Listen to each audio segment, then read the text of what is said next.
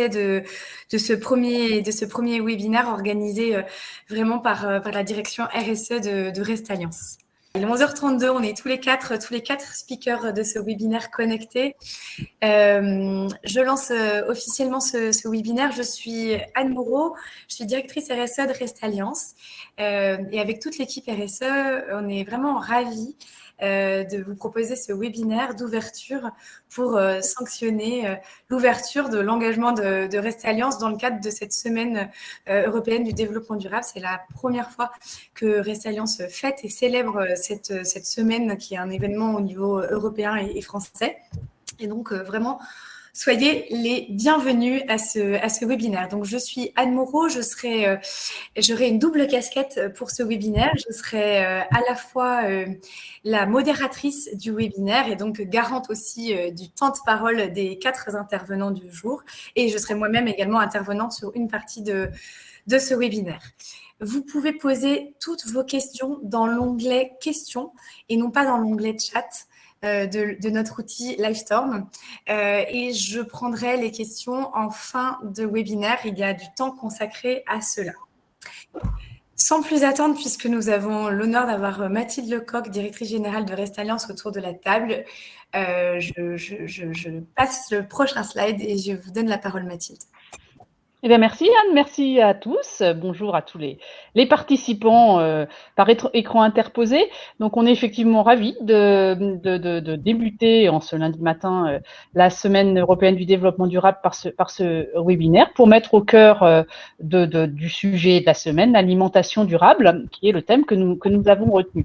Alors, pour commencer juste, on a prévu en fait au niveau de l'entreprise 3 niveaux d'animation. D'une part, au niveau de nos sites, donc sur les 1000 sites que nous avons, nous proposons pendant 3 jours 3 recettes différentes qui vont illustrer notre savoir-faire et puis les évolutions sur ce thème de l'alimentation durable avec des affiches qui ont été préparées par notre service marketing pour pouvoir aussi avoir un aspect pédagogique auprès des clients et des convives. On a souhaité aussi, de façon à mobiliser de la façon la plus large possible, que l'ensemble de nos collaborateurs, que ça soit support, que ça soit nos collaborateurs sur site, puissent être aussi acteurs de cette semaine du développement durable.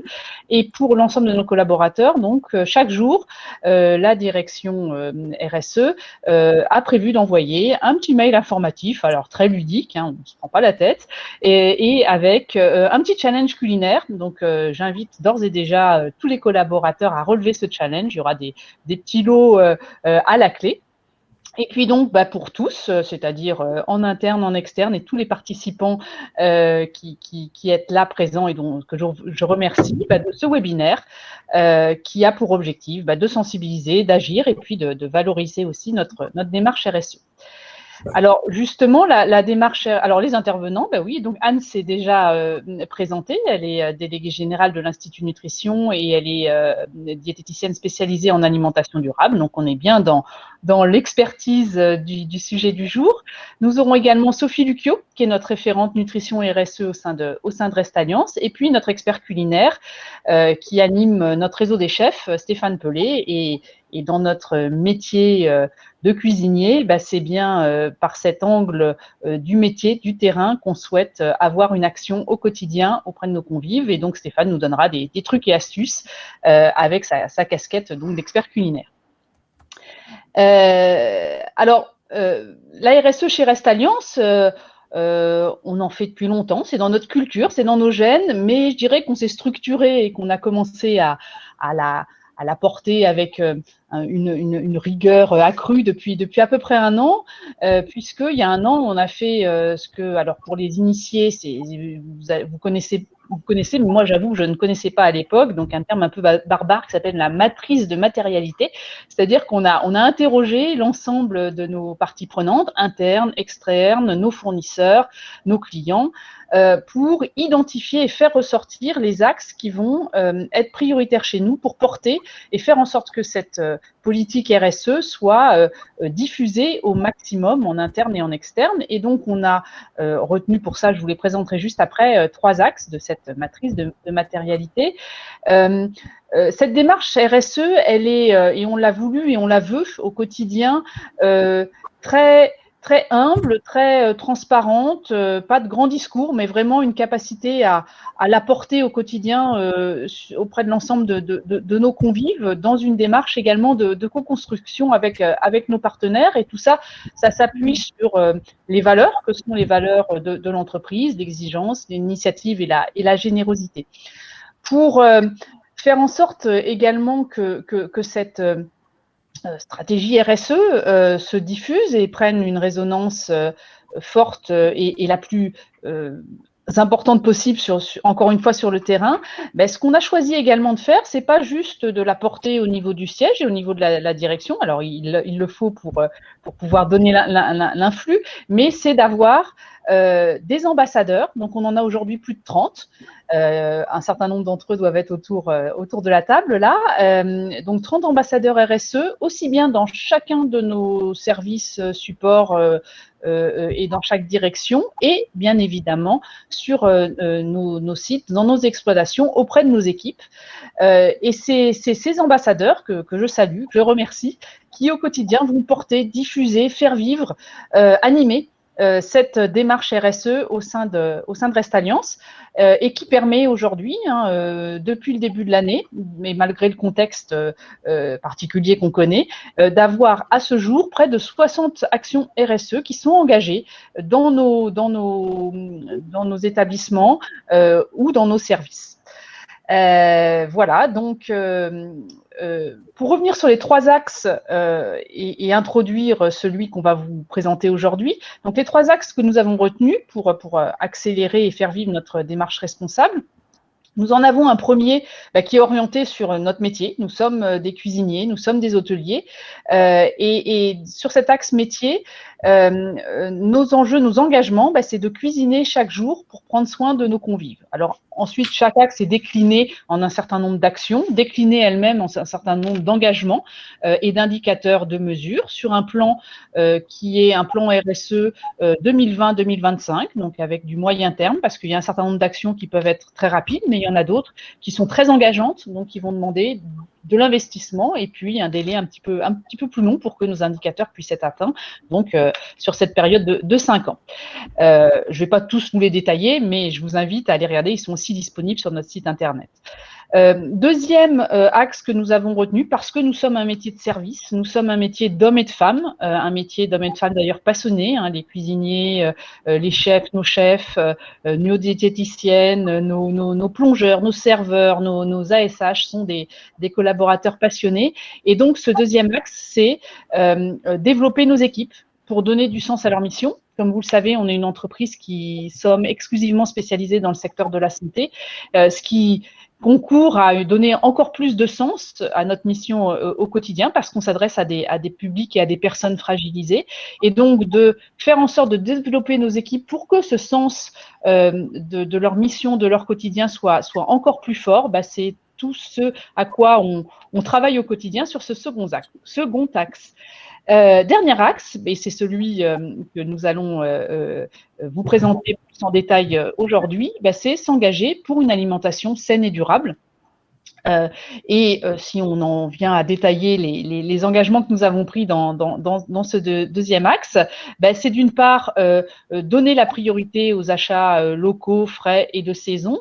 Alors je pense, Anne, que sur le prochain slide, on aura un peu plus de détails. Voilà. Et avec des engagements qui sont forts, 70% de nos produits qui sont origine France, 30% de nos achats qui se font auprès de producteurs régionaux, dont 5% en circuit court, c'est-à-dire qu'on est directement du producteur, de la fourche à la fourchette, du producteur au consommateur, sans passer par un logisticien. Et donc, ça nous permet de travailler directement avec des producteurs de fromage, de fruits et légumes, de viande parfois.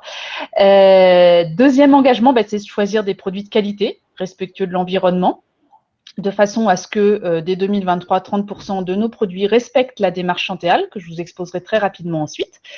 C'est également s'engager en faveur de la transition alimentaire. D'ores et déjà, sur nos établissements, nous proposons 3 recettes végétariennes par semaine c'est un bon moyen de travailler à limiter, mais on y reviendra avec Anne et avec Sophie, la consommation notamment carbone que d'aller vers moins de protéines animales et plus de protéines végétales. Et puis un gros travail là qui est lancé avec près de 60 campagnes qui sont en cours sur le gaspillage alimentaire, ce qui nous permet d'ailleurs de ensuite moins gaspiller et mieux consommer, mieux réinjecter dans de la qualité, et avec un engagement qui est pris que 100% de nos établissements soient engagés dans cette démarche zéro gaspillage.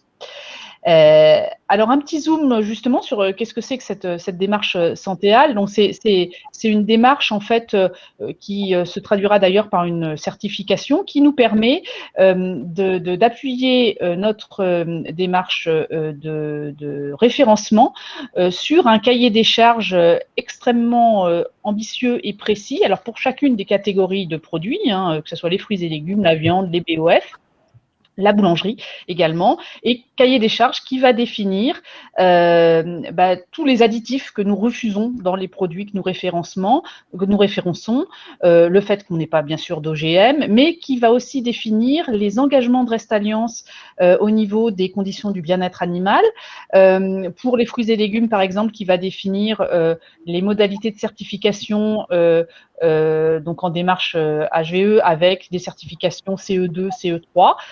Voilà, donc tout un ensemble de critères qui ont été travaillés avec des professionnels et qui sont repris par notre service achat et qui permettent d'ailleurs d'ores et déjà d'avoir au sein de notre mercurial actuel un certain nombre de critères demandés par la loi Egalim qui sont respectés et des progrès qui sont faits chaque mois dans ce sens. Sans plus attendre, je vais passer la parole à Anne qui va rentrer dans le détail et vous expliquer et vous illustrer une alimentation bonne pour la santé et la planète. Pourquoi, comment? Donc je vous passe la main, Anne. Merci beaucoup Mathilde. J'espère que tout se passe bien au niveau technique et que tout le monde nous reçoit bien. Donc effectivement, moi parfois, on oublie un petit peu le sens de l'histoire et l'enjeu de ce que j'avais envie de vous présenter, c'est un petit peu de se dire, bon, il y a la semaine du développement durable, c'est un mot finalement qu'on entend beaucoup. L'alimentation durable à l'intérieur du développement durable, c'est un sujet forcément prégnant. Et on avait envie de repartager avec vous ce matin un certain nombre d'évidences scientifiques qui nous poussent au-delà de l'encre qui coule sur ce sujet, à vraiment nous engager, nous, parce qu'on estime que c'est au cœur de notre métier de restaurateur et notamment dans notre spécialité qui est la santé. Et donc voilà, donc là, c'est vraiment pour poser un petit peu un certain nombre de fondamentaux de nos métiers. Donc, on va un peu dézoomer, on va aller regarder comment ça se passe à l'échelle du monde et de la planète. Alors, l'alimentation durable, pourquoi ? Alors, ça, c'est pas la slide la plus sympa, mais en gros, c'est pour illustrer que moi, je considère, donc là, j'engage un petit peu ma parole, qu'on a une sorte de système alimentaire mondial qui est un petit peu malade, dysfonctionnel, puisque cohabitent des parties du monde où certaines personnes sont atteintes, alors où déjà dans notre monde, dans notre planète, on a à peu près un adulte sur deux qui est en situation de surpoids ou d'obésité, donc surpoids, un adulte sur deux, et à l'intérieur de ça, la moitié environ qui est atteint d'obésité. Il y a une croissance également du nombre de personnes atteintes et touchées par la maladie qui est en lien avec la consommation de sucre, qui est le diabète, avec une prévalence qui augmente. Là, c'est le tableau côté santé et côté peut-être excès en lien avec l'alimentation. Dans la même perspective de temps, on a un petit peu moins de 10% de la population mondiale qui se trouve en situation d'insécurité alimentaire, c'est-à-dire qui n'a pas accès à une alimentation suffisante pour pouvoir mener une vie qualifiée de normale.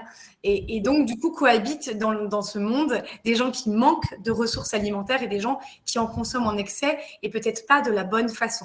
Et puis, parallèlement à ça, ce qui est le plus dommageable, c'est qu'on a un tiers de la production alimentaire, donc de ce que les sols nous donnent, et bien qui n'est finalement pas consommé par les personnes qui pourraient le consommer. Donc, on a un tiers de la nourriture mondiale qui est gaspillée, qui n'est pas consommée, qui ne trouve pas finalement une bouche humaine pour le consommer. Et donc, du coup, voilà, on se rend bien compte que la façon dont on s'est organisé mondialement pose un certain nombre de défis. Et l'alimentation durable est vraiment la façon de s'engager de façon systémique dans cette thématique. Donc voilà, on entend vraiment, je vous disais, le diabète, 7e cause de décès. On estime toute maladie chronique confondue qu'un décès sur 5 est lié à une mauvaise alimentation. On a des liens très prégnants et ça va bien avec ce qu'on sait de la consommation, du poids carbone de la consommation de viande rouge notamment. On a des études scientifiques qui nous disent attention, la viande rouge, en fait, c'est un facteur prédictif qui va potentiellement vous exposer. Ça ne veut pas dire que ce sera le cas, mais en tout cas, si vous en consommez en excès, ça peut poser des problèmes et ça peut favoriser certains cancers colorectaux chez les hommes notamment. Et en fait, on a une sorte d'outil à la fois formidable pour prévenir des maladies grâce à l'alimentation et en même temps, si on n'en prend pas bien soin, du coup, ça peut être finalement un facteur qui va aggraver et qui va accélérer l'avènement de certaines pathologies. Donc, on voit que c'est quelque chose de très puissant et pour l'environnement et pour la santé. L'alimentation est vraiment au cœur de notre métier, nous, chez Restalliance, mais encore au cœur de ce qui doit ou devrait préoccuper les acteurs de la santé publique au global. Alors, pourquoi aussi l'alimentation durable? Pourquoi se questionner sur ça? Simplement parce que nous, en tant que citoyens, chacun de nous, on a une empreinte par la façon dont on se chauffe, par la façon dont on se déplace, mais aussi par la façon dont on mange. Et l'alimentation, dans notre empreinte carbone individuelle, ça représente 25%, un quart de votre empreinte carbone personnelle. Et donc, si c'est des sujets qui vous intéressent, finalement, aller adapter son alimentation et faire des choix en faveur d'une alimentation moins carnée et donc avec moins de carbone va vous aider à diminuer la pression de votre... alors, je ne vais pas dire de votre vie, mais va diminuer votre empreinte carbone personnelle. Donc, l'alimentation, 25% de mes émissions personnelles, d'accord ? Pourquoi aussi l'alimentation durable? En fait, tout simplement parce que le monde change et qu'on a des consommateurs qui, ça s'est encore accéléré avec la Covid, avec la crise du Covid-19, mais qui se posent beaucoup de questions, qui ont compris que finalement, il y avait quelque chose d'un petit peu malade, d'une planète un petit peu fragilisée. Et du coup, qui s'interrogent sur comment est-ce qu'on exploite les animaux, qui s'interrogent sur le poids de l'alimentation, sur l'environnement, qui s'interrogent sur les déchets qui explosent. Et donc, on a un consommateur qui va chercher à consommer plus responsable, en cherchant à faire des choix meilleurs pour la planète et pour sa santé, et plutôt en faveur d'une tendance légère à la déconsommation. Et donc, l'idée, c'est de mettre le maximum de choses nutritivement correctes dans l'assiette, tout en diminuant l'impact et la pression sur l'environnement. Alors, ça se traduit très concrètement par des tendances de consommation de fond autour du zéro déchet, autour du végétal. C'est le végétal qui cristallise, et on en parlera beaucoup au CIRA cette semaine qui se passe à Lyon, qui cristallise le plus d'innovations sur les 5 dernières années. Et ce sont des innovations qui sont assez gagnantes puisqu'elles ont une croissance très rapide parce qu'il y a une vraie demande des consommateurs. Puis bien sûr, il y a aussi la tendance du sans OGM, sans gluten. Bon, voilà. Donc, on voit qu'en fait, ça se traduit, cette intention, cette compréhension des mangeurs que nous sommes tous se traduit par des actes d'achat aujourd'hui qui sont plus engagés. Et donc, le jeu qui est à jouer aussi de la part des industriels et de la part de tous les acteurs de la chaîne alimentaire, du consommateur jusqu'au producteur, c'est de se parler. Et c'est d'être dans un maximum de transparence pour qu'on sache à chaque fois de quoi on parle. Donc, la transparence est de mise avec un consommateur qui a accès, grâce à ces applications, à un maximum d'informations et qui est de plus en plus exigeant. Les règles du jeu, elles évoluent aussi parce qu'on a maintenant des systèmes qui nous permettent de savoir si c'est vert ou si c'est rouge ce qu'on est en train de manger, de faire des choix à l'intérieur d'une même catégorie de produits grâce au Nutri-Score. Et puis, le Nutri-Score, c'est en train de devenir progressivement obligatoire, ça ne l'est pas encore aujourd'hui, mais de façon tout à fait individuelle et sans attendre que les industriels mettent le Nutri-Score en avant sur leurs produits.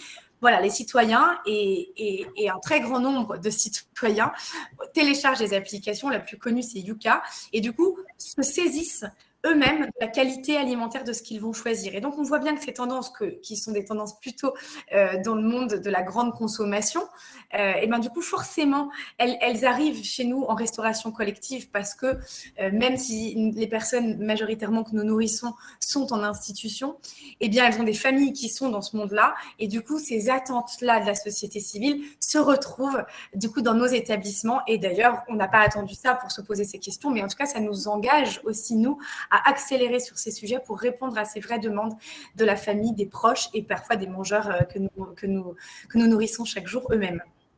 La loi aussi, bien évidemment, le cadre législatif évolue, nous contraint, mais moi j'ai tendance à croire que ça nous aide. Et notamment, on a un certain nombre d'engagements, de challenges à relever avec la signature depuis 2018 de la loi Egalim, avec des mises en application de certaines exigences dès janvier 2020, et puis avec des exigences qui progressent jusqu'à 2022. Et donc, ça... Enfin, voilà, on est aussi aidé par le législatif et c'est plutôt un cadre favorisant le dialogue entre clients. Et voilà, donc nous, chez Restalliance, on voit plutôt ça d'un bon œil. Et puis aussi, il y a des sanctions. Ça fait un petit peu peur quand même de se dire que, eh ben, aujourd'hui, il y a des ONG qui viennent caméra cachée, qui viennent filmer des images qui sont décontextualisées, qui peuvent être parfois très, très violentes. Et ça génère dans l'opinion publique vraiment